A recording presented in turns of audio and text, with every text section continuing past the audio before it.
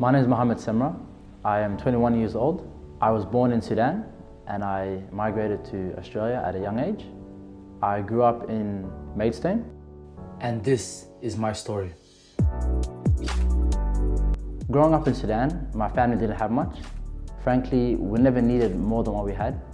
However, in the eyes of our neighbours and government officials who could afford the finer things that Sudan had to offer, we were considered inferior. And I never really understood what made us different, because we looked the same, believed in the same religion, yet were discriminated against for the things we did not possess. And I remember coming to Australia and starting my primary education. I was so excited. I went to the same school as the kid across the road, even though his dad drove a BMW. And I played and laughed with kids of different colour and different religion to me. And I started to see that we were all equal. However, as the years progressed, I began to realise how different we actually were. Like, we might have lived in the same area, have gone to the same school, but I began to realise who I was as a person, and that was an African Australian in a country dominated by whites. When I was in primary school, being of such a young age, I could automatically realise racism for what it was. So I might not be good at many things, but one thing I took pride in was my reading. What was, I think, shocking for me is that every single year I had to prove myself to the teacher. The presumption was that I couldn't read. So every year I would work hard, and by the end of the year I would be at the highest level of reading in terms of groups. And then the following year, without my teacher seeing my results of the previous year, I was placed at the lowest level. And it was something that happened every year. It just took so long and so much energy for me to prove myself that I think it was easier just to give up. And I saw a lot of my other friends just give up. So I think sometimes teachers don't know they're being racist. So there was one time, it was in high school. I came in 1 to 2 minutes late. And then, so I was with my African mates, but they still had not arrived yet. I came in and the teacher was like, "Oh, where's your little African gang?" Or statements and stuff that they think is funny. They think that I might find funny. I just look at it like blatant racism. There was one incident where I began to see the entire environment of my school beginning to shift in terms of how they approached racism or complaints about racism. And that was the Apple incident, where me and 5 of my friends, all of them African, were rejected entry to the Apple store. Just a bit worried about your presence in our store. They're just worried you might steal something. Why would we steal something? It's okay. Why would we steal something? Why do we have security? Guys, We were end of discussion. just going to see the new iPhone, and the security guard wouldn't let us in because he was afraid that we might steal something. And it was clear to us that we were rejected because of the colour of our skin. And we were just lucky enough to get it on camera.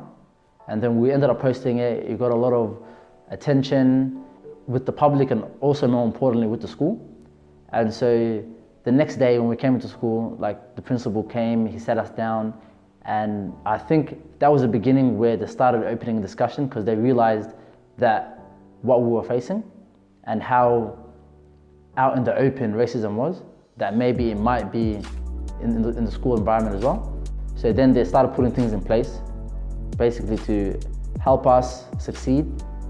When I was year 10, my English teacher, she identified that, okay, I was very good at English, I was a very good reader, so she told me to enter debating.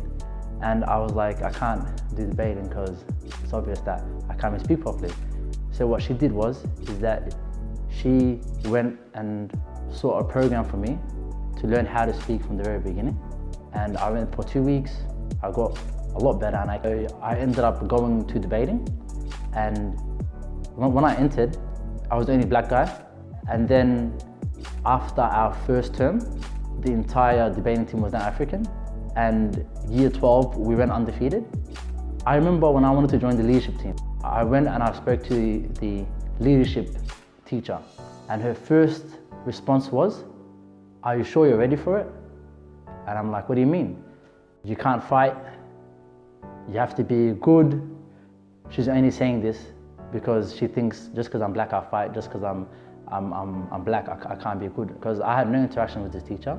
In assembly, everyone's name got read out loud for them to come accept their badges to join the leadership team, except mine, where my name was the first one that was jotted down.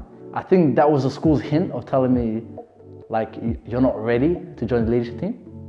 And then when I proved myself that I was a very good speaker, I was very good at English, that's when I ended up becoming school captain. We went from having no black people in the leadership team to having over 25.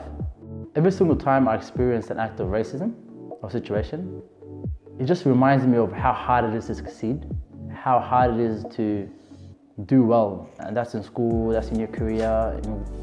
And I think teachers don't understand that because they never experience it themselves.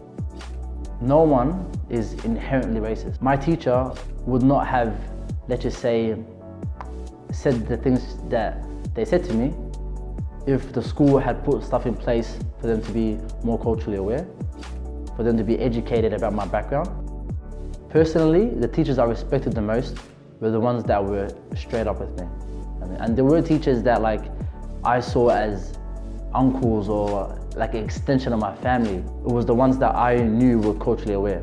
I think cultural awareness is, the biggest skill that teachers need to have. I think schools can only address racism if they start the discussion.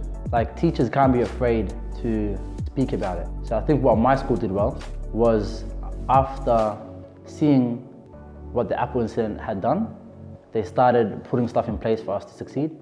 They put a homework club, African mentors at the school to build a relationship with us, so we felt more inclined to come and communicate our problems to them.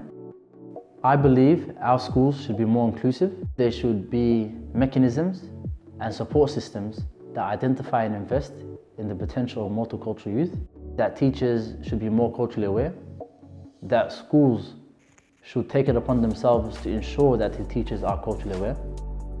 Kids have the right to go to school and not carry that excess luggage that their community does. And I think that can only happen if the narrative is changed. Being afraid of the unknown will only lead us into isolation. In accepting one another, can we move forward? In Sudan, it was fear that segregated me. Here in Australia, it is sometimes ignorance combined with fear that continues to do so. After all, it is in human nature to categorize and prejudge. But in the end, we need to make a choice to move beyond this. For ignorance breeds fear and fear breeds hate. It is only with love, respect and kindness can the cycle of discrimination finally change.